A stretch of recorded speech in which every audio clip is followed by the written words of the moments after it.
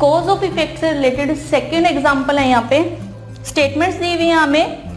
ए statement है the association of management colleges conduct a combined admission exam for all the institution this year.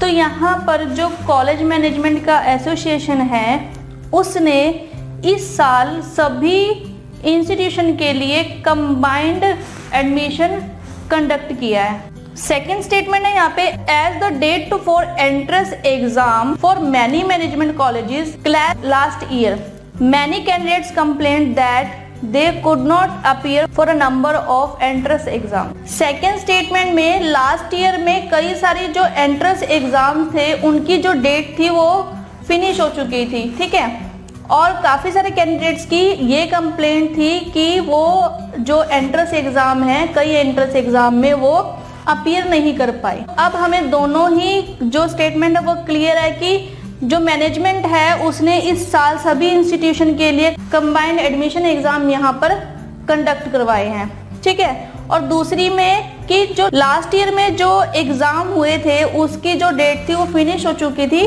ठीक है, और काफी सारे कैंडिडेट्स की कंप्लेंट है कि वो जो नंबर ऑफ एग्जाम से उसमें अपीयर नहीं कर पाए। तो आई थिंक जो लास्ट ईयर में स्टूडेंट थे वो एग्जाम में अपीयर नहीं कर पाए, ठीक है, जिस वजह से उन्होंने कंप्लेंट करी और इसके अकॉर्डिंग जो मैनेजमेंट है उसने ये डिसीजन लिया होगा कि जो सभी इंस्टीट्यूशन है इस साल में वो कंबाइंड एग्जाम कंडक्ट करवाएंगे, ठीक है। तो आई थिंक जो स्टेटमेंट बी है ये यहाँ पर कॉज है, यानी कि यहाँ पर कारण है।